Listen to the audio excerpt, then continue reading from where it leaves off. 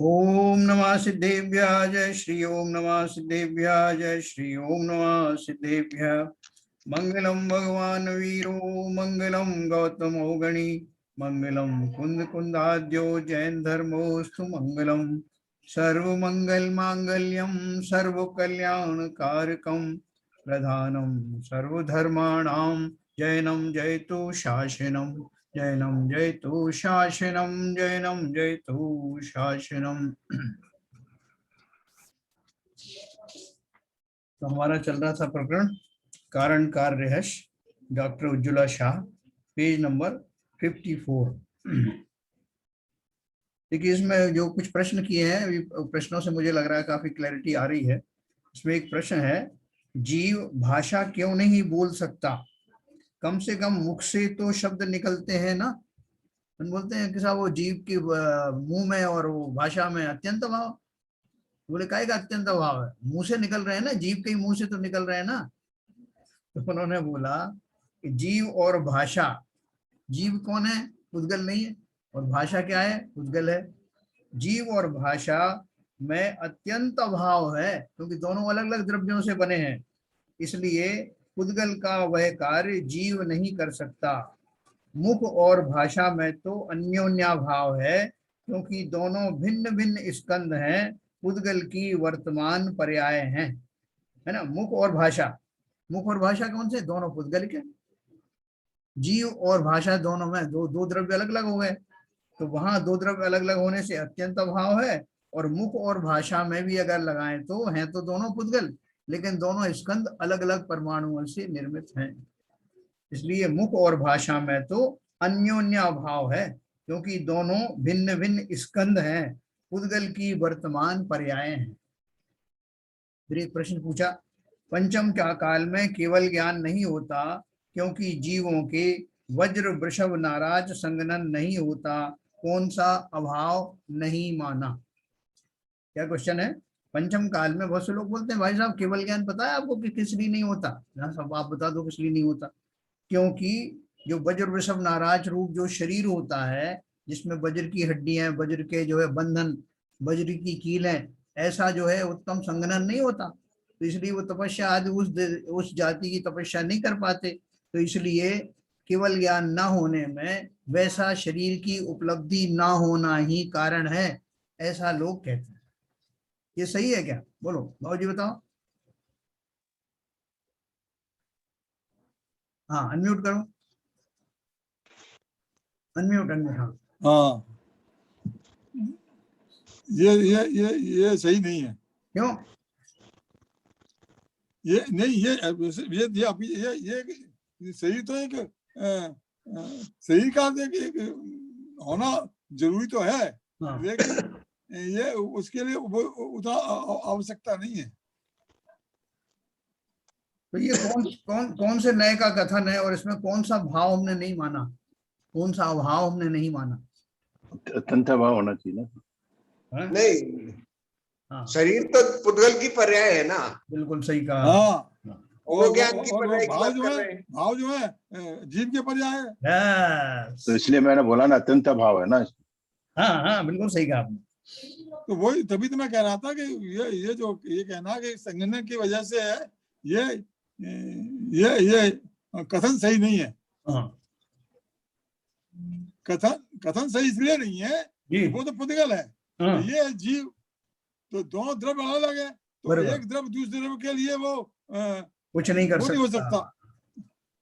बिल्कुल सही है। सबको समझ में आया ये प्रश्न? देखो नहीं, मगर एक चीज है सर जी, ये बात तो सही है कि उनका शरीर वज्र का नहीं है। हाँ आप जो कह रहे हैं केवल ज्ञान इसलिए नहीं होता, हाँ, मगर ये तो पुद्गल की स्थिति है और भाव है, दोनों चीज अलग है। उसके भाव ही नहीं हो रहे उसके, वही तो मेन है। हाँ वही मेन है। हाँ सही, वही मेन नहीं है। वो सही कहा भाई तो अभी सब सीविजन ने सही पकड़ा, सीविजन ने वो सही पकड़ा कि भले ही शरीर बना रहे, अगर भाव ही नहीं है तो केवल ज्ञान कहाँ से हो जाएगा? नहीं, अब ये क्वेश्चन उठता है, इसमें से मेरे को क्वेश्चन एक उठ रहा है, पंचम काल में कौन सी लिमिटेशन है जिससे ऐसे भाव नहीं बनते हैं? या ये एक पंचम काल की ये सैद्धांतिक व्यवस्था है या फिर कोई और कारण है जैन साहब? ये इस क्षण पे अगर थोड़ा एक्सप्लेन करेंगे तो अच्छा रहेगा। अच्छा क्वेश्चन पूछा आपने। देखिए मैं बहुत सही क्वेश्चन पूछा। इसका आंसर देता पंचम हूं। काल में क्या कारण है? यह करणान योग का नियम है। क्या नियम है करणान योग का? जब जब जीव को केवल ज्ञान होता है तो वज्र वृषभ नाराज रूप का शरीर रूपी निमित्त भी साथ में खड़ा होता है। वाह। ठीक है। दूसरा, परंतु हम यदि उसका सही अर्थ अर्थात निमित्त का कथन ना जानकर इसे निश्चय कथन समझेंगे तो हमने अत्यंत अभाव को समझा ही नहीं। बिल्कुल सही बात। पंचम काल व्यवहार काल यानी काल द्रव्य की पर्याय है। पंचम काल हाँ। क्या है? आपने जो काल प्रश्न द्रव्य की पूछा वो पर्याय। इसमें पहले ही आया हुआ है पंचम काल में, कि पंचम काल जो है वो व्यवहार काल है, मतलब काल द्रव्य की व्यवहार पर्याय है। पंचम काल, चौथा काल, पहला काल, ये सब जो है काल द्रव्य की व्यवहार पर्याय हैं। जो काल द्रव्य में है और केवल ज्ञान जीव के ज्ञान गुण की पर्याय जीव में है, वो काल द्रव्य की पर्याय है। ये जीव द्रव्य की पर्याय है केवल ज्ञान। जीव द्रव्य के ज्ञान गुण की पर्याय केवल ज्ञान है।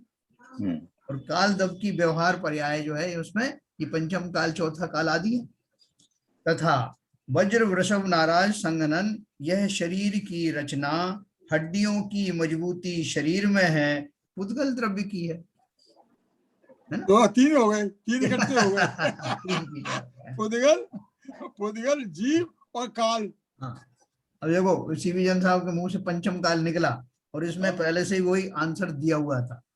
पंचम काल के हिसाब से दिया गया। तो देखो इन तीनों द्रव्यों का आपस में अत्यंत अभाव है। बिल्कुल है। काल द्रव्य, जीव द्रव्य, पुद्गल द्रव्य। हम जैन से प्रश्न का उत्तर मिला? हाँ मिल गया सर, वो तो मिल गया बिल्कुल। अभी तो नहीं, क्यों नहीं? पंचम काल में हाँ मोक्ष क्यों नहीं होता है? नहीं, वो तो मिल गया, वो तो मिल गया उनको। अभी बोनस दे रहा हूँ देखो। अच्छा। वज्र वृषभ नाराज संगनन नाम के नाम कर्म के उदय में यह संगनन प्राप्त होता है, ऐसा हमने करणान योग में सुना था। तो ये बोल रहे हैं आपने सही सुना था, परंतु वह निमित्त का कथन था। हाँ, वो वही बात थी, है ना? नाम कर्म और शरीर इन दोनों का परस्पर में अन्योन्या भाव है। अब जो आपने क्वेश्चन पूछा कि ऐसे भाव क्यों नहीं होते, आपने बोला कि पंचम काल में अगर वो भाव वैसे हो जाएं तो निमित्त तो अपने आप मिल ही जाते हैं। आपने कई बार बताया। बिल्कुल सही बात है। तो भाव क्यों नहीं होते?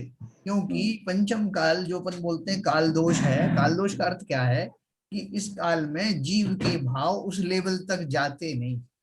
वही तो मैं कह रहा था, ये सैद्धांतिक व्यवस्था है। व्यवस्था सैद्धांतिक है, ऐसे भाव वही मैंने प्रेडिक्ट किया था, वही मैंने आपको क्वेश्चन पूछा था। उसका एक फायदा भी है। हाँ। क्या फायदा है? कि अगर जीव मोक्ष नहीं जा सकता तो साथ में नरक में भी नहीं जाएगा। पंचम काल के जीवों something is better than nothing. पंचम काल के जीवों के यदि उतने उत्कृष्ट भाव नहीं होते तो इतने निकृष्ट भी नहीं होंगे। देखो साथ में नरक में जाने वाले जीव के जो क्रूर परिणाम होते हैं, न केवल परिणाम उस जाति के होते हैं बल्कि शरीर भी उत्तम संगनन वाला होता है। शरीर में ऐसी ताकत हो ना, साथ में नरक में किए जाने के योग्य किए जाने वाले क्रूरता पूर्ण कृत्यों को करने के लिए जैसे शरीर की आवश्यकता होती है, उसमें भी वज्र वृषभ नाराज की आवश्यकता होती है। तो इसलिए ये मत समझना कि वो मिल गया है तो आपको मोक्ष ही मिलेगा। हाँ, नरक नहीं मिल सकता है। हाँ, नहीं इसलिए तो सर एक क्वेश्चन और उठता है यहाँ पर। हाँ जी। अगर पंचम काल में वज्र वृषभ शरीर हो ही नहीं सकता है तो फिर वो उसका रिक्वायरमेंट नरक गति में भी है। हाँ, तो इसलिए नहीं दे रहे ना, सातवां नरक का बात है, सातवें नरक की। तो पंचम काल का जीव सातवें नरक में नहीं जाता। नहीं जाता। पंचम काल के जीव का भाव इतने निकृष्ट नहीं होते। Okay okay okay. तो मतलब ये दोनों तरफ एप्लीकेबल है। दोनों तरफ है, हर चीज दोनों तरफ एप्लीकेबल। हाँ, केवल ज्ञान नहीं होगा तो वो सातवें नरक में भी नहीं जाए। जैसे स्त्रियों के बारे में बोलते हैं, स्त्री अगर जो है वो मोक्ष नहीं जा सकती उस पर्याय से, तो वो सातवें नरक में भी नहीं जाती। बहुत बढ़िया, बहुत भाई अच्छा, का बहुत अच्छा आपने आज क्लैरिफाई किया है, सारे पॉइंट एक साथ आ गए। वो पंचम काल में भी नहीं जाती भाई साहब। नहीं, पंचम काल की तो बात कर रहा हूँ। हाँ, पंचम काल में भी वो मोक्ष नहीं जाती है, तो सातवें नरक में भी नहीं जाएंगी। वही बता रहे हैं, वही सर बता रहे हैं, कई चीजें क्लियर हुई अभी इस पंचम काल का शब्द आते ही। देखो, स्त्री पर्याय से तो किसी भी काल में मोक्ष नहीं होता, तो किसी भी काल में वो सातवें नरक में भी डायरेक्ट नहीं जाती। मतलब वो सातवें नरक में जाएंगी नहीं, इसलिए हाँ, पुरुष बन के यूनिवर्सल, यूनिवर्सल। इसलिए अगर पुरुष नहीं बन पाए किसी कारण से वो स्त्रियां, तो उन्हें ज्यादा खेद खिन्न होने की जरूरत नहीं। उन्हें तो खुश होना चाहिए, सातवें नरक तो नहीं मिलेगा। सम्यक दर्शन प्राप्त करो और स्त्री पर्याय से मुक्ति प्राप्त करो, बस ठीक है। सारी व्यवस्थाएं हैं, बहुत धैर्य के साथ, बहुत शांति के साथ। हमारी नीरजा जी बहुत परेशान रहती है कि स्त्री पर्याय में ये क्यों नहीं मिलता, तो कैसे प्राप्त करें। घबराने की कोई जरूरत नहीं है, सब साधन मौजूद हैं। और पंचम काल में तो क्या पुरुष क्या स्त्री दोनों ही मोक्ष नहीं जा सकते, लेकिन दोनों ही सम्यक दर्शन प्राप्त कर सकते हैं, है ना। कितनी अच्छी व्यवस्था है। अब एक क्वेश्चन पूछा किसी ने, हवा के कारण ध्वजा लहराती है ना, तो हवा चलती तो ध्वजा लहराती, तो हवा ने लहराया कि नहीं उसको? वो बोल रहे हैं कि नहीं, हवा ने नहीं लहराया। तो बोल रहे हैं ना, उसकी अपनी योग्यता है। हवा और ध्वजा का परस्पर में अन्योन्या भाव है। ध्वजा अपनी क्रियावती शक्ति के कारण से लहराती है। दोनों पौद्गलिक हैं। वो ध्वजा भी कपड़े की बनी हुई है, डंडा भी कपड़े का बना हुआ है, और वो हवा भी पौद्गलिक है, लेकिन दोनों के स्कंद अलग अलग हैं। अन्योन्या भाव है दोनों में, अन्योन्या भाव है। देखो, अभी इसमें एक प्रश्न मैं आपको और पूछता हूँ। नहीं इसमें एक चीज और आएगी ना सर। जी बोले सर, एक चीज और आएगी इसमें। बोलिए बोलिए। एक तो पुद्गल ये हो गया, जो ध्वजा और उसका डंडा, दूसरी हवा, हाँ, तीसरा आकाश द्रव्य भी तो है इसमें बीच में। नहीं, आकाश द्रव्य तो अवगाहन के लिए है, वो सबके लिए है, वो सबके लिए। नहीं नहीं नहीं, सबके लिए वो तो है। यहाँ पर वो तीसरा उससे भी तो अन्योन्या भाव है इसका। हाँ है, मगर अपन उस प्रक्रिया की खाली बात कर रहे हैं, आकाश निमित्त निबंधन हवा चलने में जो उड़ रहा है उसकी बात खाली कर रहे हैं, ठीक है ना। देखो, इसमें मैं आपको एक और चीज बताऊं। किसी ने प्रश्न पूछा कि ये जो रुई का इतना बड़ा गोला पड़ा हुआ है, ये हवा में उड़ जाता है, लेकिन उससे भी छोटे वॉल्यूम का एक लोहे का टुकड़ा हवा से नहीं उड़ता। तो इसमें हवा की योग्यता का सवाल है, या वो लोहे के टुकड़ा और रुई के टुकड़े की योग्यता की बात है? साहब, इसमें तो लोहा और रुई के टुकड़े की योग्यता का सवाल है। क्यों? वो उनकी कार्यवक शक्ति उतनी है कि वो नहीं उड़ पाता। तो हम ये नहीं बोल सकते कि भाई हवा में इतनी ताकत नहीं है कि वो लोहे को उड़ा दे, और उसमें इतनी ताकत है कि वो रुई को उड़ा दे। ऐसा नहीं भाई साहब, हवा तो अपनी सामर्थ्य के साथ अपना काम कर रही है। बहुत बढ़िया, क्या बात। मगर जो लोहा है वो अपनी सामर्थ्य से नहीं उड़ सकता, जबकि रुई उसमें अपनी सामर्थ्य से उड़ सकती है। बहुत जल्दी समझ गए आप, ये पूरा सिद्धांत देखो आप, ये असली सिद्धांत है। लेकिन ये मैं क्यों बात कह रहा हूँ, ये व्यवहार रूप से दिखता है हमें, क्योंकि ये जो मैंने वो एक कॉकरोच वाली थ्योरी दी थी ना, हाँ, इसमें बोला था, वो वैज्ञानिक ने बोला था कि 4-5 टांगें टूटने के बाद में कॉकरोच बहरा हो जाता है। याद दिलाऊं फिर से आपको? दिलाइए। एक कहानी मैंने सुनाई थी कि एक ही थ्योरी दो तरह से सिद्ध की जा सकती है, या एक ही थ्योरी नहीं बल्कि एक ही कार्य, एक ही घटना को दो तरह की थ्योरी से सिद्ध किया जा सकता है, और लोगों को समझ में नहीं आएगा कि कौन सी सही है कौन सी गलत है। जो वर्तमान साइंस है उसमें ऐसा ही कुछ हो रहा है। एक प्रोफेसर थे, उन्होंने एक रिसर्च की। रिसर्च क्या की उन्होंने, एक कॉकरोच को चलाया, उसको कहा चल, वो चल रहा था, अपने आप ही चल रहा था, लेकिन उसको कहा कि चल, वो चला। उनको लगा कि मेरे कहने से चला। फिर उन्होंने उसकी एक टांग तोड़ दी, 3 टांग पे रह गया, मान लो 4 ही टांग है, ऐसा मान के चलो, 3 टांग रह गई। और उससे कहा चलो, तो फिर भी चला, थोड़ा सा लंगड़ेपन से चला। फिर उन्होंने बोला यार अभी भी चल रहा है। फिर उन्होंने दोस्त की एक और तोड़ दी, अब 2 रह गई। फिर कहा चलो, तो वो फिर भी चला। अंत में एक रह गई, तब भी कहा चलो, तब भी बहुत लंगड़ाते हुए, उससे घबराते हुए वो चला। अब प्रोफेसर ने उसकी चौथी टांग भी तोड़ दी और कहा उससे कि अब चल, लेकिन वो नहीं चल पाया। कैसे चलेगा? तो प्रोफेसर ने थ्योरी बनाई, इससे सिद्ध होता है कि चारों टांग तोड़ने के बाद कॉकरोच बहरा हो जाता है। मैं कमांड दे रहा हूं ना उसको चलने के लिए, अभी तक तो सुन रहा था, अब चौथी टांग टूटी तो उसका जो है वो बहरा हो गया, अब उसको सुनाई नहीं पड़ रहा मेरा कमांड, इसलिए नहीं चल पाया। तो एक ये थ्योरी है। दूसरी थ्योरी है, सामान्य थ्योरी है कि भाई वो चल रहा था जिस चीज से, जिस साधन से, वो नहीं रहे तो कैसे चलेगा। तीसरी बात यह कि वो अपने कारण से चल रहा था, आपकी किसी कमांड से नहीं चल रहा था। लेकिन ये तीनों थ्योरी में वो प्रोफेसर ने अपनी थ्योरी सिद्ध करने की कोशिश की कि भाई साहब वो मेरे कमांड से चल रहा था, आप देख लो, जब जब मैंने बोला वो चला, और जब उसकी टांगें टूट गई तो उसने मेरी बात सुनना बंद कर दी। अब हम ये कहेंगे साहब कि ये थ्योरी सही है या दूसरी थ्योरी सही है, पहली थ्योरी सही है। एक ही घटना में 3-4 थ्योरी सही होती हुई पाई जाती हैं, इससे यह भ्रम हो जाता है कि वही सही है। जब कहा जाता है कि रात और दिन क्यों कैसे होते हैं, तो हमारे यहाँ कहा गया है कि साहब वो सुमेरु पर्वत के चक्कर लगाते हैं चंद्रमा सूर्य, उतनी देर में वो साइकिल पूरी होती है, इसलिए वो रात और दिन होते हैं। दूसरे बोलेंगे नहीं साहब वो पृथ्वी जो है वो घूमती है गोल गोल, देखा उनने भी नहीं है। हमारे पास तो चलो शास्त्रों का आधार है जो बहुत प्राचीन है और हम उसके ऊपर श्रद्धा करते हैं सर्वज्ञ, लेकिन वो उन्होंने भी देखा नहीं है कि वो सूर्य, वो पृथ्वी जो है घूम रही है, बल्कि बहुत सारी थ्योरी से वो पालिताना में सिद्ध किया है कि ये थ्योरी गलत है। पृथ्वी घूम रही है साहब, सूरज चंद्रमा घूम रहे हैं, सब चीज घूम रही है, खाली हम नहीं घूम रहे।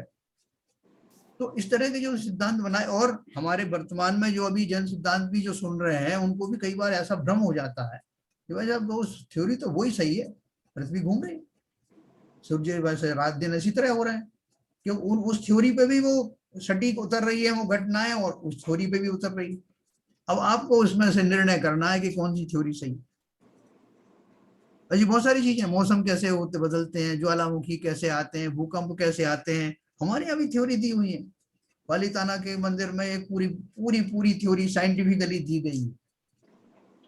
आप पढ़ोगे इसमें ज्वालामुखी कैसे आते हैं, कौन कौन से समुद्रों में आते हैं, कितने बड़े वो समुद्र हैं, उनमें कैसे कलशाकार के, बड़े बड़े कलशाकार के उसमें वो बने हुए हैं, छिद्र बने हुए हैं, जिसमें वो पानी समाहित हो जाता है जब वो उसमें घुस जाता है उस सक्शन के कारण। पूरा साइंटिस्ट दिया है साइंस, कैसे उसमें वैक्यूम क्रिएट होता है, कितना वैक्यूम क्रिएट होता है, वो पानी जब उसमें घुस जाता है तो भाटा आ जाता है, जब वो पानी वहां से रिलीज होता है तो ज्वार आ जाता है, और कौन से समुद्र से कौन कौन से समुद्र कनेक्टेड है, पूरी थ्योरी है। फिर एक डाउट है जी जैसे एक एग्जाम्पल मैं देना चाहता हूँ। जैसे टेबल पर ये रुई का एक गोला रखा हुआ है जी और सीलिंग फैन बंद है, हैं? पंखा पंखा कुछ चल नहीं रहा है, ऐसे ही रखा हुआ है, हाँ हाँ हाँ और वो कहीं इधर उधर हट नहीं रहा, वहां पर अपनी जगह पे स्थिर है। जी फिर मैं सीलिंग फैन चला देता हूँ हल्का सा, हाँ तो वो हिलने लगता है। हाँ फिर और मैं पंखे की स्पीड बढ़ा देता हूँ हाँ तो थोड़ा सा इधर उधर घूमने लगता है, हाँ और बढ़ाता हूँ तो वहां से उड़ जाता है। जी। किसकी योग्यता से हुआ ये? अभी तो बताया आप, सीबीएन साहब ने बात करी और मैंने भी बात करी है ना। नहीं तो अभी उसमें जैसे हवा की स्पीड हम बढ़ाते गए, हाँ तब वो अपनी जगह से ठीक है, उड़ा। एक्चुअली तब तक नहीं ठीक, उड़ रहा था, जब तक कि हवा तेज नहीं थी, तब तक वो अपनी जगह पे हिल रहा था वो। बिल्कुल ठीक और है। जब मैंने हवा तेज कर दी तब वो अपनी जगह से उड़ा। एक बच्चे ने निर्णय कर लिया कि जब तक माताजी धीरे से कहेंगी मुझे उठना नहीं है सो के, लेकिन माताजी जब बहुत जोर से चिल्लाने लगे तब मैं खड़ा हो जाऊंगा, तो किसकी योग्यता से उठा वो? वो तो उसने निश्चय ऐसा किया। उसने अपनी योग्यता से उठा ना, कि जब हाँ। इतनी जोर से चिल्लाएगी तो उठूंगा, नहीं तो नहीं उठूंगा, माँ चिल्लाती रहे, धीरे धीरे कहेगी तो नहीं उठूंगा। ऐसे ही उस पंखे की उतनी हवा से उसकी उतनी योग्यता थी कि उतनी हवा उसका कुछ नहीं कर सकती। उससे ज्यादा वेलोसिटी वाली जब हवा चली तब उसके अंदर में उसकी क्रियावती शक्ति ऐसी ही थी कि उतने वेलोसिटी वाली हवा के सानिध्य में, उसके निमित्त में ही वो मूवमेंट होना था। मतलब आपका कहने का है। क्रियावती नहीं, शक्ति तो बढ़ती इसी गई क्या? क्रम में एक बात मैं भी कहना चाहता एक हूँ। मिनट, एक बात, हाँ हाँ, एक बोलो। मिनट, इसकी क्रियावती शक्ति तो रुई की जैसी थी अपने में थी एक्चुअली, उसमें तो कुछ बदलाव हुआ नहीं। क्यों नहीं हुआ? तो लेकिन पंखे की स्पीड बढ़ने से क्रियावती शक्ति क्यों बढ़ रही है?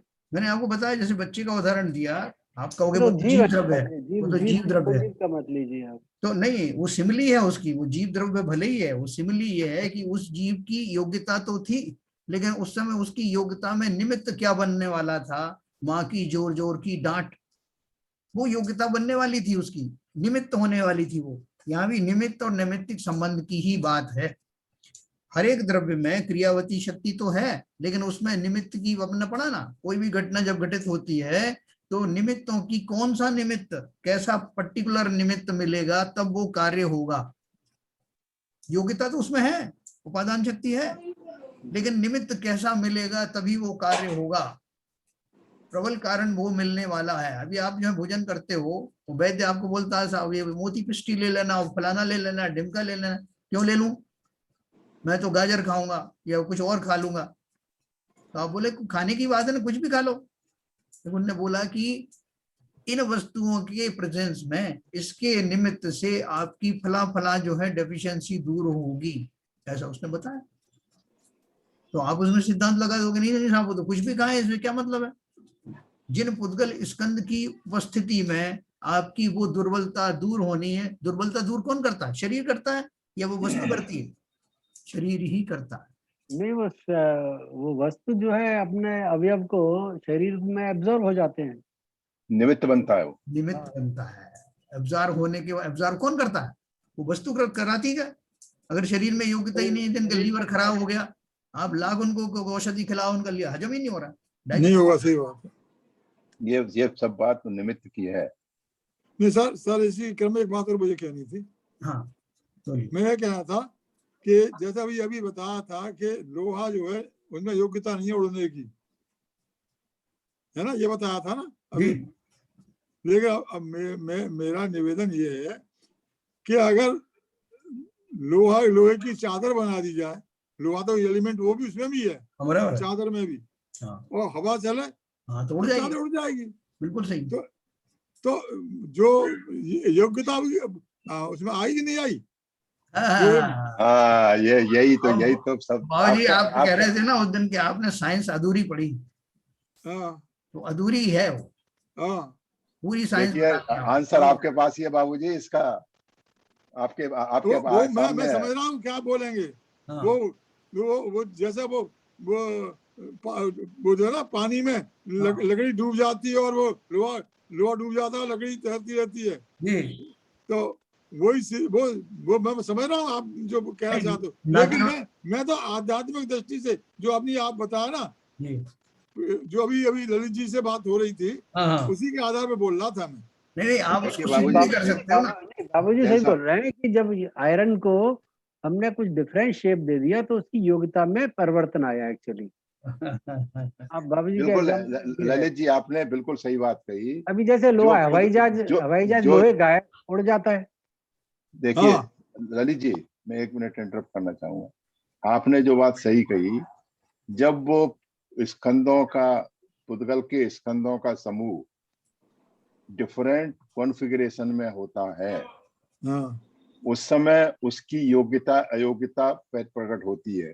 सही बात। अब जो लोहे का गोला था, उसका स्कंद का जो स्वरूप था, और जब चद्दर के रूप में परिवर्तित हुआ, वो स्कंद रूप दूसरा था। वही एग्जाम्पल लकड़ी का पानी में तैरने में है, या लोहे की एल्यूमिनियम की नाप बनती है, वो भी वही एप्लीकेबल होता है। बाबूजी को ये सिद्धांत पता था। एक्चुअली ऐसे तो रुई वाले एग्जाम्पल में हवा ने तो उसकी योग्यता में कुछ एनहेंसमेंट किया नहीं, निमित्त बना, केवल निमित्त बना है, हवा केवल निमित्त बनी है। अरे वो अभी आपने उदाहरण दिया ना आर्किमिडीज के प्रिंसिपल वाला। वही परमाणु जब फैल जाते हैं तो वो पानी में जो है नहीं डूबते, उसी पानी नहीं सर, एक तो वो लोहे का हो गया एग्जाम्पल, वो इस तरह से उसने लोहे का स्कंदों का अरेंजमेंट चेंज हुआ तो उसकी योग्यता जो है बढ़ गई। ओके, जो दूसरा एग्जाम्पल मैंने जो लेकर जिसको चला था रुई वाला, हाँ तो इसमें रुई का कोई शेप चेंज नहीं किया। सर निमित्त एक हवा मैं को, इंटरप्ट करूंगा उसको ललित मैंने जी। एक मिनट सिविजन साहब, एक मिनट पूरा बोलने दो। उसको मैंने बढ़ाया। हवा का जो प्रेजेंस थी उसकी जो भी गुण थे उसके हवा के, हाँ वो मैंने बढ़ाता गया एक्चुअली। हाँ अब उसके बढ़ाने से अब रुई की योग्यता में परिवर्तन आया, तभी उड़ने लगी। मैं इसका जवाब देता हूँ, एक मिनट। जो रुई का गोला है अपना, उसको हाथ में मसूल करके उसकी गोली बना दो और उसको टेबल पे रख दो, फिर उड़ेगी क्या? हाँ, वो तो लोहे नहीं, वाला मैं एग्जाम्पल वही स्कंद देखिए, आपने चेंज कर दी है, स्कंद आपने चेंज। हाँ वही है। तो तो रुई का, नहीं, मैं क्या रुई बोल रहा का हूँ कि जो आपको एक ले लीजिए, कोई एक कन्फिगरेशन ले लीजिए रुई का, और फिर आप हवा की वेलोसिटी को चेंज करिए, तो आप एक पाएंगे कि पर्टिकुलर वेलोसिटी पर वो नहीं उड़ेगी रुई, और एक पे उड़ने लगेगी एक्चुअली। वही तो कह रहे हैं कि योग्यता रुई की है ना उड़ना और उड़ना।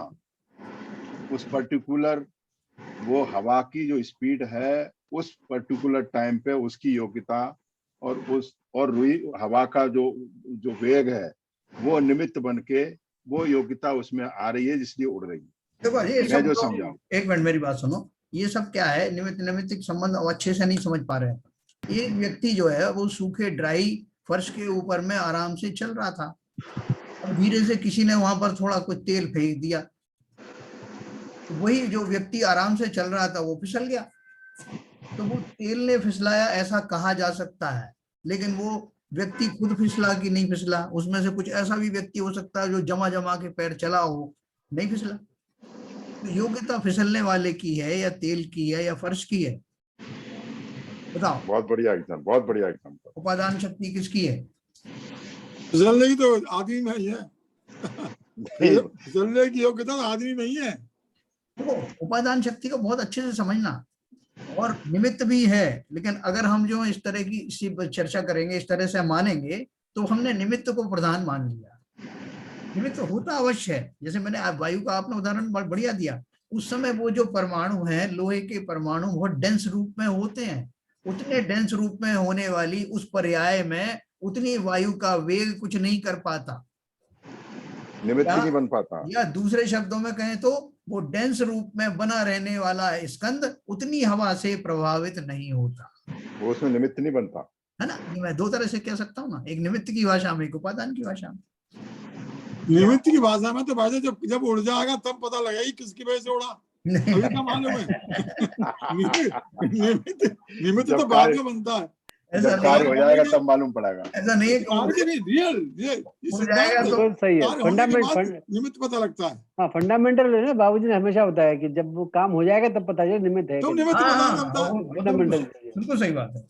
चलो आगे चलते हैं। तो हमको ये चीजें क्लैरिटी हो गई, जो हमने पहले भी जब निमित्त उपादान पढ़ा था तब हमने इसकी चर्चा की थी। अब देखो एक प्रश्न है, घाती कर्म और अघाती कर्म एक साथ रहते हैं, उनका तो आपस में कोई अभाव नहीं होगा, वे जीव को संसार में रखड़ाते हैं ना, दोनों मिलके जो है जीव को जाने नहीं देते, चाहे घाती कर्म हो चाहे अघाती कर्म हो। तो बोल रहे हैं कि उन दोनों में तो कोई अभाव नहीं है ना, वो तो दोनों एक दूसरे के पूरक हैं। नहीं साहब, अभाव नहीं, है, पूरक दोनों नहीं, अभाव है। अभाव है। तो घाती कर्म और अघाती कर्म दोनों पुद्गल की वर्तमान पर्याय हैं, उन दोनों का परस्पर में अन्योन्याभाव है। बिल्कुल है, अनुनाभाव। इन दोनों के भेद हैं ज्ञानावरण, दर्शनावरण, मोहनी अंतराय जो घाती कर्म है, और वेदनी, आयु, नाम, गोत्र जो अघाती कर्म है, उन सब का भी आपस में अन्योन्याभाव है। बिल्कुल है। तो न केवल घाती अघाती के बीच में, बल्कि घाती घाती के बीच में, अघाती दर्शनावर का ज्ञान, यस। उनके और उन अनेक भेद करने पर असंख्यात लोक प्रमाण भेद होते हैं, उन सारों का भी आपस में अन्योन्याभाव है। बिल्कुल। ये 8 तो जो है मुख्य रूप से कहे, उनकी उत्तर जातियां बहुत हैं, अनंत असंख्यात लोक प्रमाण। वो असंख्यात लोक प्रमाण का अर्थ क्या है, इसको समझना। शास्त्रों में ऐसे बहुत शब्द आएंगे, अपन आप आगे पढ़ोगे ना शास्त्र, असंख्यात लोक प्रमाण, अनंत लोक प्रमाण, संख्यात लोक प्रमाण। आपको याद कैसे रहते हैं? याद कैसे रहते हैं आपको? नहीं तो देखो, असंख्यात लोक प्रमाण का अर्थ ये है कि एक लोक में जितना प्रदेश होते हैं, लोक में जितने प्रदेश हो, लोक किसे कहते हैं? जो हमारा आकाश द्रव्य जितने फैला है, लोकाकाश, वो लोक द्रव्य है। तो उस लोक प्रमाण में, उस लोक के अंदर में जितने असंख्यात प्रदेश हैं, अगर उनको मल्टीप्लाई करो इतने इंटू 5, तो मैं बोल दूंगा 5 लोक प्रमाण। ठीक है, वो तो 10 लोक ये प्रमाण। जो प्रदेश होते हैं वो तो अनंत होते हैं, नहीं, असंख्यात अनंत नहीं है, संख्यात प्रदेशी है जो लोक, असंख्यात जो है प्रदेशी है, लोकाकाश है, और लोकाकाश और अलोकाकाश मिलकर के अनंत प्रदेशी। अच्छा, ठीक है, समझ। तो असंख्यात लोक प्रमाण का अर्थ आप समझ गए कि जितना लोक में जो है असंख्यात प्रदेश है, उसको असंख्यात से मल्टीप्लाई कर दो, असंख्यात लोक प्रमाण हो गया। संख्यात भी कह सकता हूं मैं, 2 लोक प्रमाण भी कह सकता हूं, 10 लोक प्रमाण भी कह सकता हूं। संख्यात इंटू असंख्यात, तो असंख्यात स्क्वायर हो गया सर। हाँ, बिल्कुल सही कहा। तो ये देखो, न केवल मैथमेटिक्स अपन जानते हैं, बल्कि सतर्क रहना, कहाँ कौन सा शब्द इस्तेमाल किया गया। एक बार और बताएंगे थोड़ा क्लियर नहीं। देखिए, जो हमारा जो लोक है, जिसे हम लोक कहते हैं, जिसमें लोकाकाश कहते हैं, जिसमें इतने 100 द्रव्य रहते हैं, वो लोकाकाश है। वो लोकाकाश में कितने प्रदेश हैं, ये सब अपना प्रश्न उठ सकता है, कितने प्रदेश हैं? तो उसमें बताया गया कि असंख्यात प्रदेश हैं। असंख्यात का अर्थ क्या है कि मतलब जो गिनने में नहीं आ सकते, उसका भी एक केवल ज्ञान गम्य एक संख्या होगी, अपने को जो गिने ना जा सके, अपन संख्यात से ऊपर की जितनी भी चीजें वो असंख्यात है। अब वो असंख्यात लोक प्रमाण, जैसे जीव को भी कहते हैं वो असंख्यात प्रदेशी है, असंख्यात प्रदेशी जीव को कहते हैं, और उधर लोक भी पूरा असंख्यात प्रदेशी है। तो दोनों में क्या सिमिली है? असंख्यात भी गिन नहीं सकते और अनंत भी गिन नहीं सकते। अनंत तो खैर वो अंत भी नहीं होता उनका। अच्छा, अंत तो अनंत असंख्यात लोक प्रमाण जो यूनिट बना दी। हाँ, लोक प्रमाण को यूनिट बना दिया, यूनिट। जी हाँ। तो देखो, अभी जो ललित जी पूछ रहे थे, अब वो जो असंख्यात प्रदेशी, जीव को भी असंख्यात प्रदेशी कहा, क्यों कहा? जबकि जीव तो छोटे से शरीर में भी चला जाता है, चींटी के शरीर में भी चला गया, हाथी के शरीर में भी चला जाता है, और आप उसको असंख्यात प्रदेशी कह रहे हो, मतलब पूरे लोक से कंपेयर कर रहे हो उसको? बिल्कुल कर रहे हैं। इसलिए कर रहे हैं कि जब समुद्घात करता है केवली जो है, जब समुद्घात होता है तो उसके जीव के प्रदेश उन असंख्यात प्रदेशों में फैल जाते हैं। ऐसी क्षमता प्रत्येक जीव के पास है। या भले वो उनमें संकोच और विस्तार की शक्ति होने के कारण हमेशा वो उतने विस्तार में नहीं जाते, लेकिन उनकी कैपेबिलिटी है उनके अंदर। डिब्बे में बंद बने रहते हैं। बराबर। अब उस असंख्यात प्रदेश को अगर मुझे और ज्यादा संख्या दिखानी है आपको, तो जानी हुई चीज को ही बताऊंगा ना, जैसे हम फीट इंच वगैरह जानते हैं। तो भाई साहब आप बताओ ये बिल्डिंग कितनी ऊंची है, तो हमने बोल दिया कि राजू में बताऊं या तराजू में बताऊं या सेंटीमीटर में बताऊं या मिलीमीटर में। अरे आप क्या बात कर रहे हो, फीट में बताओ। हम फीट में बताते हैं। तो जो हमारी जानी पहचानी यूनिट है, जिसमें हम कंफर्टेबल होते हैं, वो यूनिट बता दी जाती है कि भाई साहब कपड़ा देना 1 गज, पहले बोलते हैं ना 1 गज दे देना, 1 मीटर दे देना, वो उसका प्रमाण है। तो ऐसे ही जो हम उनको जानते हैं, लोक प्रमाण हम जानते हैं, लोक प्रमाण के नाम जानते हैं। लोक प्रमाण एक यूनिट हो गई है, उसको मैंने 5 से गुणा, 5 लोक प्रमाण, 10 लोक प्रमाण, असंख्यात। बस ठीक है ललित जी, ओके, आगे चलेंगे। जीव का और इन सब कर्मों का एक दूसरे में अत्यंत अभाव है। कौन का? कर्मों का। देखो ये ध्यान देना, हमारे काम की चीज इतनी है, जीव का और इन सब कर्मों का एक दूसरे में अत्यंत अभाव है। तो कर्म जीव को संसार में रखड़ाते हैं, ये बात कहां तक सही है? जिनके बीच में अभाव पड़ा हुआ है, वो हमें क्या पकड़ करके रोकेंगे संसार में कि भाई साहब रुक जाइए, हम आपको जाने नहीं देंगे? वो तो उसके भाव ही करवाते हैं सर। बस, अत्यंत अभाव है, इसलिए घबराना नहीं बिल्कुल। तो आप ही विचार करो। अब कोई कहेगा कि भाई साहब ऐसा है कि हमारे तो वैसे इतने अभावों में हम जी रहे हैं, और ये 4 अभाव आपने और खड़े कर दिए। ये डिस्टरबेंस आ रहा है जैन साहब। हाँ, एक मिनट। इसका आ रहा है। शैलेंद्र जी, आपके यहाँ से आ रहा भाई? और म्यूट कर दिया, म्यूट। सब लोग म्यूट कर दें प्लीज अपने। हाँ बोलिए ललित जी। तब कर्म उदय का हम इतना आप बताते रहे हैं, कर्म उदय होने से जो सुख दुख का है, तो फिर हम ये भी बोलते हैं कि कर्म जीव को संसार में रखड़ाते हैं। रखड़ाने मतलब परेशान जो करते हैं उसको रखड़ा। हाँ, ये कहाँ तक सच है? मतलब इस बात को हम सच नहीं मान रहे। तो जो कर्मोदय का जो कॉन्सेप्ट है वो उसको हम नकार रहे हैं क्या? देखो मैंने आपको एक बहुत अच्छा एक बार मैं आपको रूपक बताया था, जिसमें मैंने बताया था कि एक व्यक्ति दौड़ रहा है और दौड़ते दौड़ते उसकी दोनों साइड, रोड के दोनों साइड में 2 मीटर लगे हुए हैं जो मॉनिटर कर रहे हैं कि जब ये व्यक्ति दौड़ता है उस समय एक साइड के मीटर में आ रहा है इसके भाव कौन से चल रहे हैं, और दूसरे तरफ वो भावों को आप कैसे आइडेंटिफाई करोगे कौन से भाव चल रहे हैं? तो उनके लिए एक इंडिकेटर आ रहा है जिन्हें हम कर्म कहते हैं। कर्मों के उदय में जीव के ऐसे भाव पाए जाते हैं, ऐसा कहा जाता है, ये निमित्त का कथन है। उसका अर्थ क्या है? जिस समय जीव के भाव हो रहे हैं, अब जीव को मॉनिटर कैसे करूं, किस यूनिट में मॉनिटर करूं, कौन सी टाइप मेरे पास अवेलेबल है उसके सापेक्ष में मॉनिटर करूं। तो मैं कह देता हूं कि ये जो आदमी पहले गुण स्थान में पाए जाने वाले भाव अर्थात मिथ्यात्व वाले भाव भर करके दौड़ रहा है, दूसरे गुण स्थान वाले, तीसरे, चौथे गुण स्थान वाले भावों का मैं एक मीटर देख रहा था। उस मीटर में आ रहा था कौन सा गुण स्थान चल रहा है या कौन से भाव चल रहे हैं, चौथे गुण स्थान वाले चल रहे हैं। और जीव जो है वो इधर कर्मों का भी चल रहा है, चौथे गुण स्थान मतलब मिथ्यात्व गुण स्थान में चल रहा है, मिथ्यात्व के परमाणु दिखाई दे रहे हैं मुझे, और जीव दौड़ रहा है, अपनी योग्यता से दौड़ रहा है। जब उसे देखना होगा इस समय मेरे कौन से भाव है तो देख लेगा, जब देखेगा इस समय कौन से कर्मों में सिग्नल आ रहा है तो वो दूसरा मीटर देख लेगा।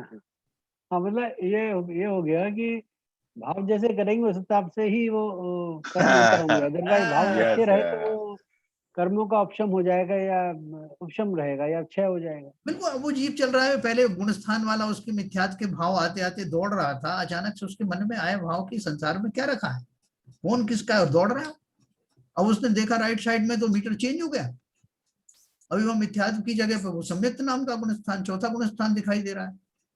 तो वो दिखाई दे रहा है, उसने अपना उनको नहीं बोला कि आप चेंज हो जाइए, वो अपने ही भाव उसके चेंज हो रहे हैं और फलता है दोनों मीटर चेंज हो गए।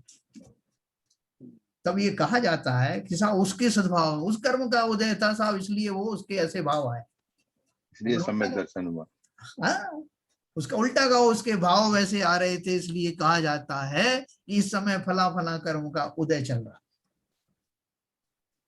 जीव ये बारीकी नहीं समझ पाता, इसलिए वो उन कर्मों को अपना वो मान लेता है कि ये मेरे नियामक हैं, ये मेरे कर्ता हैं, ये हैं तो मैं कुछ नहीं कर सकता। अगर हम इस सिद्धांत को मानते तो कोई जीव आज तक मुक्त होता क्या?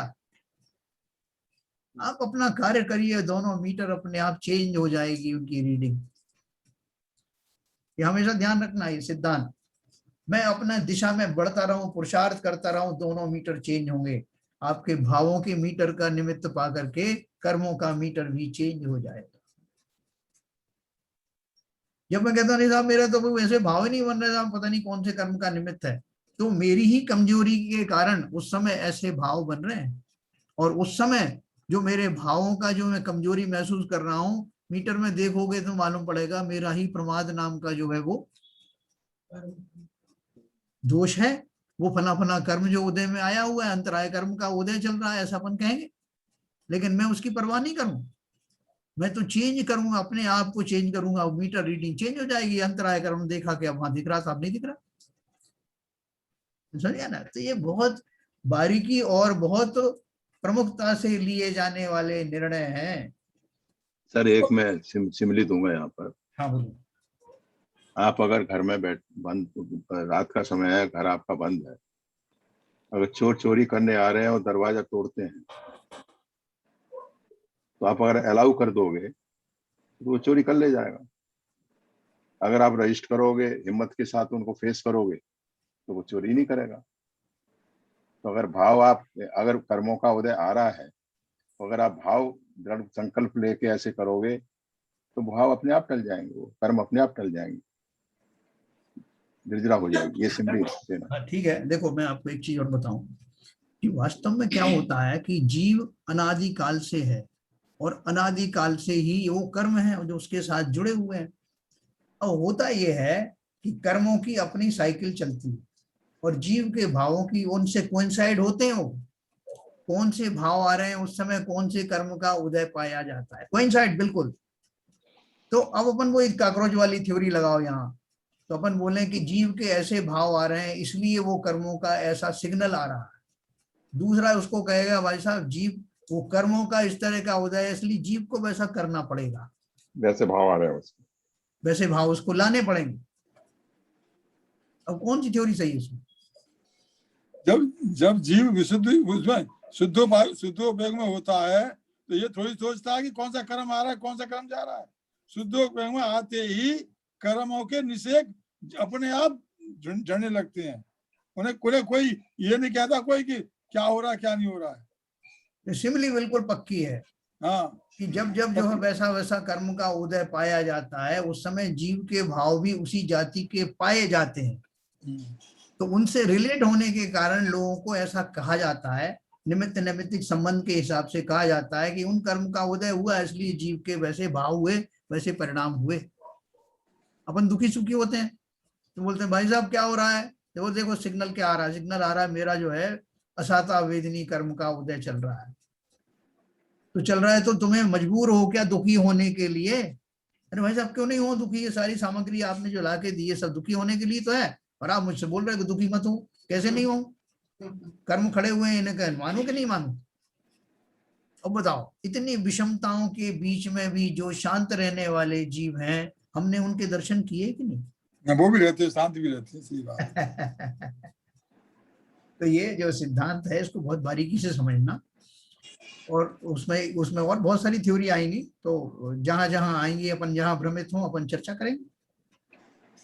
तो देखो अब उन्होंने एक क्वेश्चन पूछा, तो इसलिए जीव का और कर्मों का सिद्धांत ये समझना, कहीं से भी किसी तरह से कमजोरी महसूस मत करना और उसका बहाना मत लेना कि भाई साहब मेरे कुछ समझ में नहीं आ रहा, मेरा जो है ज्ञानावर्णी कर्म का उदय चल रहा है। तो आप प्रयास कर, बिल्कुल हो सकता है उस समय में उस पूरे अंतराल में हो सकता है कि आपके कुछ समझ में ना आए। क्यों? क्योंकि जीव के भी ये जो भावों की जो साइकिल चल रही है वो साइकिल आपके पुराने कर्मों के उदय का जो कहा जाता है उसका अर्थ ये है कि हमारे जीव के जो भाव बदलते रहते हैं। मैंने मान लो किसी किसी समय में कुछ ऐसे काम किए थे, इन्हीं जीवों के ज्ञान में मैंने बाधा पहुंचाई, तो बाधा पहुंची उसकी सजा तो मुझे मिलनी है ना, वो कहाँ जाएगा? तो वो सजा रूपी जो है कोडिफिकेशन वो कर्म के रूप में हो गया। और जीव के जो अनादिकाल से भावों की जो धारा बह रही है उन धाराओं में एक समय ऐसा आएगा जब मेरे भाव ऐसे हो जाएंगे मुझे चीज समझ में नहीं आ रही, ठीक उस समय मैं मीटर देखूंगा तो मालूम पड़ेगा कि वो फला फला नंबर का जो कोडिफिकेशन था वो उस समय ही उदय में आ रहा है जब मेरे भाव ऐसे हो रहे हैं।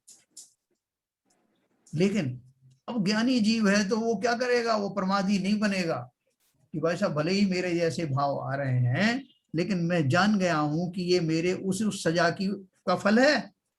लेकिन मैं अगर अपना पुरुषार्थ इतना भी पुरुषार्थ करूं कि ये जान लूं कि मैंने कभी कुछ किया था, इतना भी मैंने अगर जान लिया, ऐसा पुरुषार्थ किया और समता में रहा, तो उसी क्षण जो ज्ञानावर्णी कर्म के परमाणु हैं उनमें बदलाव आ सकता है।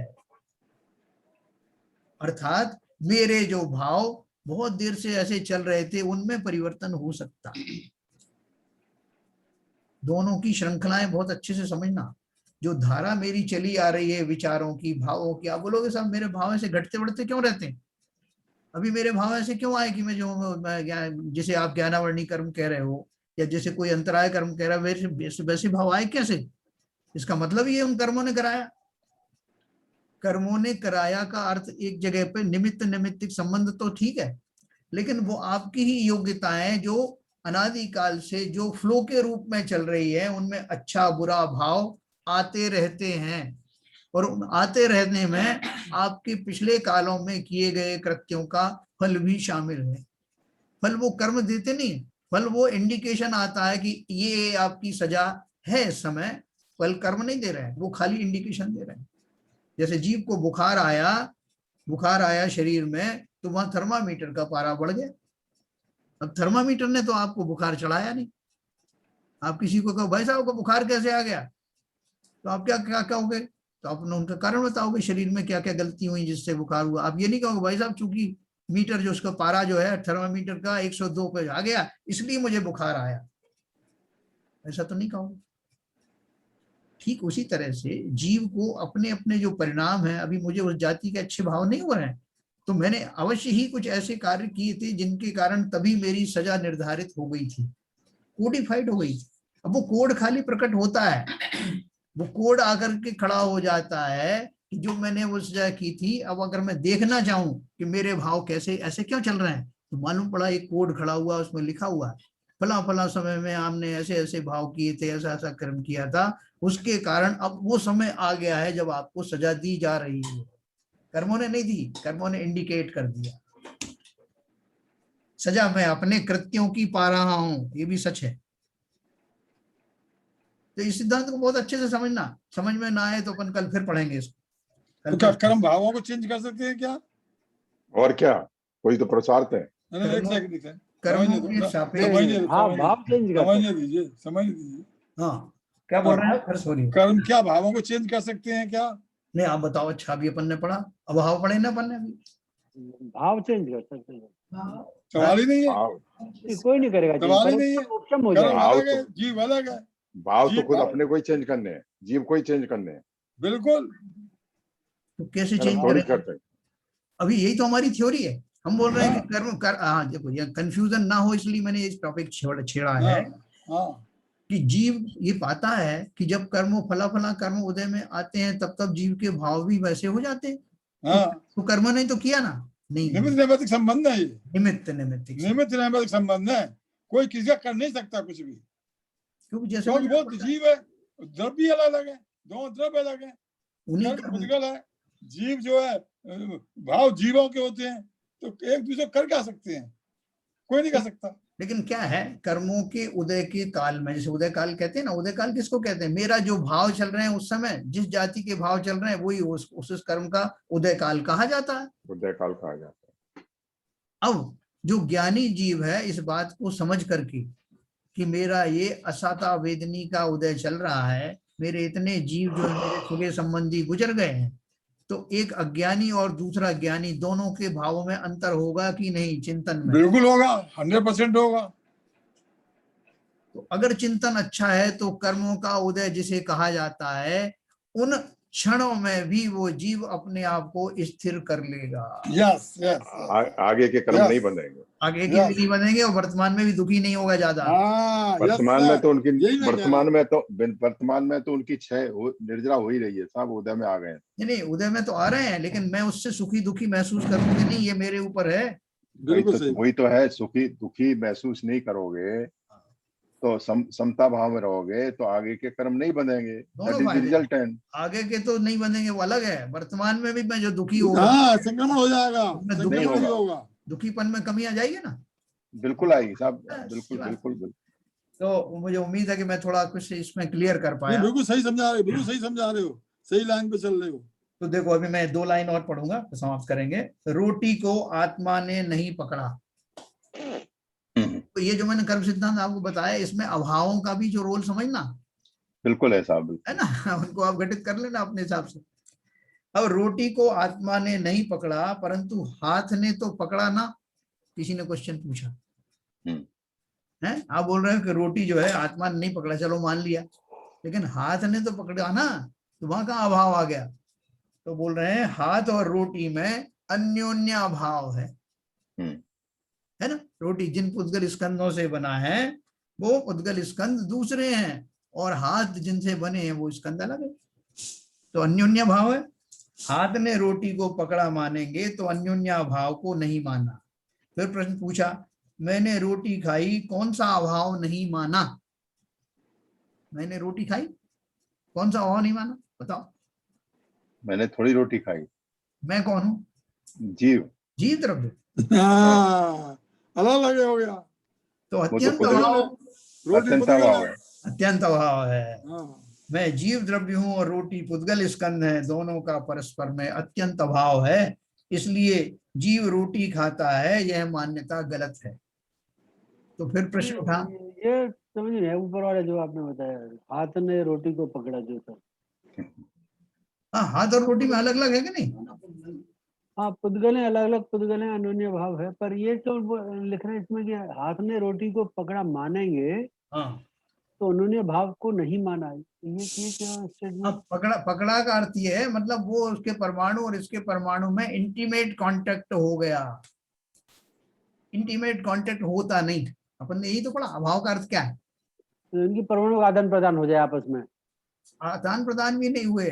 देखो अभी एक वीडियो भेजा था इन्होंने, बाबूजी ने किसने भेजा था, जिसमें 2 समुद्र का पानी हाँ मैंने भेजा था, एक दूसरे में घुला नहीं, बीच में एक बाउंड्री लाइन खिंच गई, पानी पानी क्यों नहीं मिला? साहब कन्याकुमारी में अलग अलग रेखा नजर आती है, हिंद महासागर की और बंगाल की खाड़ी की। हाँ, देखो पानी की लेयर बनी हुई इसमें, तो उसमें क्या बिल्कुल साहब वीडियो में दिखाई दे रही, वीडियो आप देखें तो बिल्कुल साफ दिखाई देता है। सब मिल ही जाता है ना फाइनली, कुछ डिस्टेंस के बाद, कुछ किलोमीटर के बाद मिलता नहीं है। नहीं नहीं नहीं, कभी नहीं मिलता। कन्याकुमारी में जो पानी है उसको अलग अलग कलर का अलग नजर आता है। बिल्कुल, हाँ नहीं ठीक है सर, हम भी गए हैं मैंने कन्याकुमारी। देखा है उधर का। और ये तो एग्जाम्पल वही है, फाइनली जो एग्जाम्पल वही है। इंडियन ओशन तक अलग नहीं रहता क्या सर? इंडियन ओशन तक अलग अलग ही रहता है क्या वो? देखो, और हमेशा लगे वो वीडियो आप देखना, और साइंटिस्ट ने उस पर खोज शुरू कर दी कि इतना पानी एक साथ आने के बाद भी इनका मिलन क्यों नहीं होता। हाँ, तो खोज करने के बाद उन्होंने कंक्लूजन दिया कि इनके बीच में एक झाग की एक लेयर है। वो मैं भेज नहीं दूंगा, सर, दोबारा भेज दूंगा इस वीडियो को। एसके जैन साहब, जी, आपने एग्जाम्पल दिया, हाँ, आदमी जमीन पे चल रहा है मगर वो स्पर्श नहीं कर रहा है, हाँ, उसको आपने पूरा एक्सप्लेन किया। या वही थियरी यहाँ लगेगी, वही थ्योरी है, वही जो थ्योरी, रोटी पकड़ने वाली थ्योरी भी वही लगेगी। बिल्कुल बिल्कुल। एक पुद्गल दूसरे पुद्गल से स्पर्श नहीं कर रहा है, मतलब उनका स्कंद भी नहीं कर रहा है। हाँ, अपने अपने चतुष्टय में रहता है, उनका इंटीमेट कांटेक्ट नहीं होता। यस, देखो एक आपको और फिलॉसफी बताऊं, अपना जो न्यूमेटिक टूल्स होते हैं ना ललित जी, न्यूमेटिक हाँ। फोर्सेज होते हैं, तो अपन क्या करते हैं कि वो जो दूसरी तरफ वाला जो द्रव्य है, इंस्ट्रूमेंट है, उसको इधर वाला द्रव्य टच नहीं करता, बीच में एयर होती है, और एयर को प्रेशराइज करते हैं कि वो इंस्ट्रूमेंट चलने लगता है। एयर भी तो पुद्गल है सर, तो अब हम है ना? हाँ, तो एयर के परमाणु और दूसरे जो उसके बाजू में परमाणु है वो तो कांटेक्ट में आ रहे हैं ना। नहीं, मैं क्या बोलना चाहता हूँ कि वहां बीच में जिस तरह से कोई दूसरा द्रव्य है, उसी तरह से ऐसी शक्तियां भी हैं कि जैसे रिमोट कंट्रोल से अपन चीज चलाते हैं ना, तो अपन बोलते हैं रिमोट से वो कैसे चल गया, बीच में तो कोई उनका कनेक्शन है नहीं, लेकिन कुछ ना कुछ व्यवस्था है। लेकिन वो व्यवस्था ऐसी ही है कि एक परमाणु दूसरे परमाणु का कार्य करते हुए दिखाई नहीं देगा। सब परमाणु अपने अपने स्वतंत्र रूप से अपना अपना कार्य करते हैं। बहुत सारी थ्योरी मैंने आपको बताई, इलेक्ट्रोमैग्नेट थ्योरी बताई थी आपको, सेंट्रीफ्यूगल फोर्सेज बताए, सेंट्रीपिटल फोर्सेज बताए, मैंने इलेक्ट्रोमैग्नेटिज्म बताया, इंडक्शन के बताए। ये सारी चीजें जब आप डिटेल में समझेंगे इस परिप्रेक्ष्य में, तो आपको समझ लेजर है आएगा। हाँ, लेजर है, लेजर है। लेजर की वेव्स हैं। हाँ, ये बैठे बैठे वेल्डिंग कर देते हैं बड़ी बड़ी दूर की चीजों को लेजर से। हाँ, आप कहोगे नहीं साहब वो कोई ना कोई परमाणु तो काम में आए ना। लेजर से सर्जरी हो रही है सर। तो लेजर के परमाणु है सर, एक्चुअली जब आप हर जगह परमाणु बोले तो लेजर में जो चीज है, द्रव्य है लेजर का, उसमें ही तो परमाणु है ना। हाँ। उनको उनके द्रव्य को भी रिकॉग्नाइज करें आप फिर। देखो उन्होंने लिखा है, मेरे शरीर ने तो रोटी खाई ना, मेरा शरीर मानने से मैं जीव द्रव्य और शरीर उद्गल द्रव्य इन दोनों का परस्पर में अत्यंत अभाव है, उसे नहीं माना, तथा शरीर और रोटी में अन्योन्य भाव है, उसे भी नहीं माना। मेरे शरीर, मैं बोल रहा हूँ 2 चीज पुद्गल को मान रहा हूँ ना, मेरा शरीर और रोटी दोनों पुद्गल है। तो उन्होंने प्रश्न किया कि मेरे शरीर ने तो रोटी खाई ना, आत्मा की आप बात नहीं मान रहे तो मत मानो, लेकिन शरीर ने तो खाई ना। तो बोल रहे हैं कि शरीर मानने से मैं जीव द्रव्य और शरीर पुद्गल द्रव्य इन दोनों का परस्पर में अत्यंत अभाव है, उसे नहीं माना, तथा शरीर और रोटी में अन्योन्य अभाव है। शरीर के परमाणु दूसरे परमाणुओं से शरीर निर्मित हुआ और रोटी दूसरे परमाणु। तो अब उन्होंने एक लास्ट प्रश्न बोला है जिसका उत्तर आप लोग कल खोज के लाना। मैंने भी रोटी नहीं खाई, शरीर ने भी रोटी नहीं खाई, तो रोटी गई कहाँ? वो गई तेल लेने। आज तक हमने इतनी रोटियां खाई माना था, और आप बोल रहे हो खाई नहीं। तो कल आप लोग गिन के लाना कि अपन ने कितनी रोटियां खाई अभी तक, और वो कहाँ सही ने कितनी खाई और जीव ने कितनी खाई, ये दोनों में, और वो कहाँ गई, अब वो कहाँ है, उनका अस्तित्व कहाँ है। ठीक है, सब अपनी अपनी गिनती बताना। फिर कल मैं इसी की चर्चा आपको और विस्तार से करूंगा, जिसमें आपको और भी बहुत महत्वपूर्ण चीजें बताऊंगा। भाई साहब, आज जो हुआ सेशन, समझ में कुछ आया भी, लेकिन हैवी बहुत हो गया आज ये। कुछ मतलब कुछ समझ में आया, कुछ ऊपर से निकल गया, कुछ हैवी हो गया आज ये। देखिए, वो इसलिए हैवी हो गया, आपकी बात बिल्कुल सही है, कि मैंने ये अभाव के साथ साथ वो कर्मों की चर्चा भी कर दी। वो निमित्त नैमित्तिक भी आ गया, तो मतलब कुछ कहीं कहीं कुछ कंफ्यूजन हो गया। जैसे तेल का आपने एग्जांपल दिया कि तेल से फिसल गया, कि वो एक संभाल के चला, एक निकल गया। तो जरा उपादान और ये सब मतलब पता नहीं, कुछ समझ में मिल गया कि क्या हुआ। थोड़ा सा क्लियरिटी कहीं कम हो गई आज। बहुत बहुत बढ़िया आपने बात कही। एक्चुअली वो डाइल्यूशन हो गया, सही कहा आपने। तो वो क्या हुआ कि मुझे ऐसे भाव आए कि इस समय ये वो कर्मों का इसमें प्रकरण आया था बीच में, घाती कर्म और अघाती कर्म। जी। तो संदर्भ मैंने वो कर्मों की थ्योरी फिर से छेड़ दी। हाँ, मैंने अब वो ये भी बात आ गई कि कर्म का उदय आता है तो वैसे ही भाव होते हैं, और कर्म कुछ कर भी नहीं सकते, एक द्रव्य किसी का द्रव्य का दूसरा कर नहीं सकता। तो सब चीज आज ऐसा हो गया, मिक्स हो गई कुछ। कोई बात नहीं, मैं कल इसको क्लियर कर दूंगा। जैसा वैसा है, ये मिक्स होना जरूरी है, क्योंकि आज नहीं तो कल इस थ्योरी को हमें उसमें मिक्स करके अप्लाई करके देखना है, समझना पड़ेगा। हाँ, अलग अलग अगर समझेंगे, अगर आप इसको कोरिलेट करके मिक्स नहीं करेंगे तो आप अपने लक्ष्य पे नहीं पहुंच पाएंगे। नीरजा जी जो कह रही हैं बिल्कुल सही कह रही हैं कि हैवी हो गया, मगर वो मिक्स करना भी जरूरी है। आज नहीं तो कल करेंगे, आप कल आप लेके आएंगे इस टॉपिक को। नहीं, देखिए ऐसा बहन जी, नीरजा जी आपने जो कहा बिल्कुल सही कहा है। वो मैंने किस अपेक्षा से कहा, देखो कई बार जो है बताने वाले के भाव कुछ और होते हैं, और वो किस डायरेक्शन में जा रहे हैं वो इस बात को सोच नहीं पाता। ठीक है ना, वो समझने वाले की योग्यता कुछ कम होती है। नहीं, समझने वाले की योग्यता तो बहुत अच्छी है, ऐसी बात नहीं है, लेकिन वो जो आपकी बात को मैं बहुत अच्छे से समझ गया। कल मैं इनको दोनों को अलग अलग करके आपको बताऊंगा, तो आपको बहुत अच्छे से समझना। जी, स्वाध्याय में समझ करके व्यवहारिक क्रियाओं में इसको अपनाना है। हम जो क्रिया कर रहे हैं उनमें कौन सा आध्यात्मिक दृष्टि से क्या करना है, क्या नहीं, जब तक हम समझ नहीं पाएंगे कि कौन सा उपादान है, कौन हम गलत आरोप लगाते रहेंगे। वो उसकी वजह से मेरा हो गया, उसकी वजह से मेरा हो गया। देखो ऐसा इसलिए जरूरी है ऐसा समझिए इसको। वो ये नहीं कह रहे हैं कि ये थ्योरी अभी नहीं समझानी थी। वो क्या बोल रहे हैं, दोनों अभी अभाव पढ़ते पढ़ते वो कर्म सिद्धांत पढ़ा ना, तो थोड़ा सा वो मिक्स होने से कंफ्यूजन होना स्वाभाविक है। सही। हो सकता है जितने ऑडियंस में और भी लोग हैं उनको भी ऐसे कंफ्यूजन आए हों, कोई ना कोई को तो उसमें जो आगे बढ़ के बताना पड़ेगा। बिल्कुल सही बात है। उन्होंने अच्छा किया, हो सकता है और लोगों के भी ऐसे भाव हो रहे हैं। नहीं, बहुत जरूरी है, बहुत जरूरी है। नहीं भाई साहब, मैं तो इसलिए कह रहा हूँ कि ये भी जरूरी है। नहीं, जरूरी तो है, लेकिन उनका जो संदर्भ था वो ये था कि इस थ्योरी के साथ में वो थ्योरी परोसने में थोड़ा जरा हैवी हो गया। है ना, दाल बाटी के साथ में चूरमा भी खिला दिया और हलवा भी खिला दिया, और खीर भी दे दी। और कोई वो नहीं कर रहा है, किसने खाई है? वो तो आरबी जैसा कल काउंट करके लेके आएंगे। ये ऐसे जैसे पूछ तो रहे, हमें पूछूंगा कल क्या खाया, और जीव ने खाई नहीं, शरीर ने खाई नहीं, गई कहाँ? नहीं, वो कल पूछ के आएंगे, कल बताना है कितनी रोटियां खाई है, किसने खाई है। ये क्वेश्चन लोग बहुत दिन से जानना चाह रहे हैं आंसर में, कि वो रोटियां गई कहाँ। स्पेस ने अब गाना दे दी जी, स्पेस ने अब गाना दे दी, स्पेस में चली गई, क्लाउड में चली गई।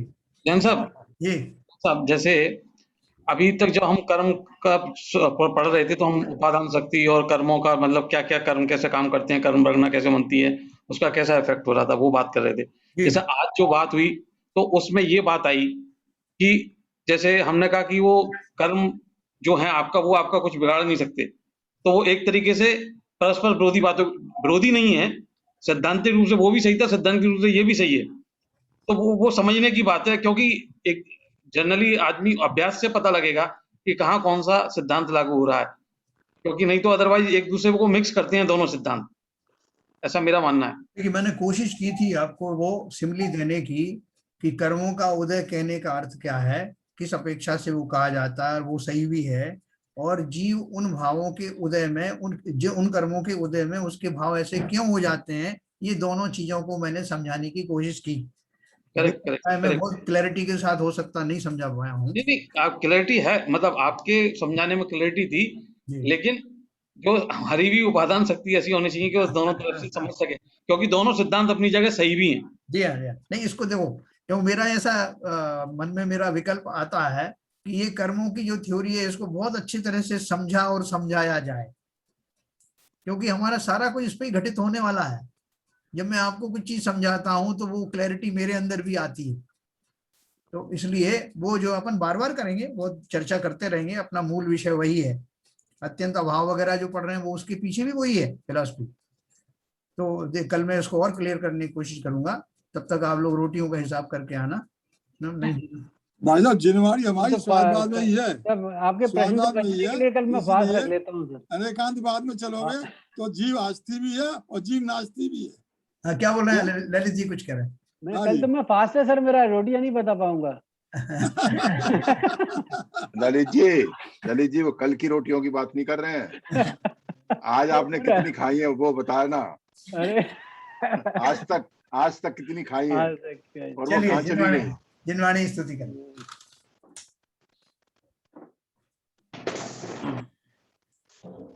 मिथ्यातम नाश वे को ज्ञान के प्रकाश वे को अपर भास वे को भानु सी बखानी है।